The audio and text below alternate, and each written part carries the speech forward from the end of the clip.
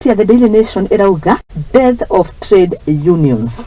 Ici ni honge cibatie na cicaguragwo na cikoragwo irongoreirie gutetera aruti a wira. No rugatheti irauga ni ikuite kaingĩ tũtarĩ kũnyitanĩra na thirikari maita maria maingi no rĩu akĩrigwo irauga end of an era nĩtũkũmwĩka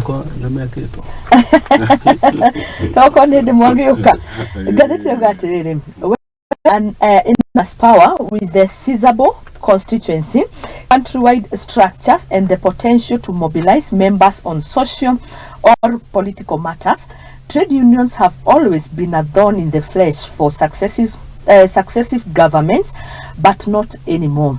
The workers' lobbies of 2023 have lost their spark and are now pale shadow of their former self. In page 6 and 7, na nitukuhutia no ndirenda twambe turore uthio wi ngatheti ya The Standard irauga Kenya kwanza it will only get worse. Cost of living ni uhoro wigirirwo metha-ini na ngatheti gathathaura ikauga in the heydays of Tanga group they castigated Uhuru Kenyatta as careless leader when prices of fuel hit 134 shillings.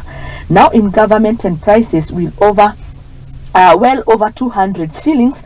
They want you to prepare for even tougher times. Nitukuririkana muno idio Tanga na kiereweke aya Tanga ni mahuraga muno thirikari mundu mwetu Nyoro higo ya Tanga ngutahigo mahitire 135 yes ni okirire thirikari na njira nene muno na kiugo ria gutagireire ucoka kuona mutongoria wa bũrũri uria wi kuthaici na peke huti 154 higware munini wa bũrũri onake ni okirire muno nitukwenda kuga ndo amaugite mena agenda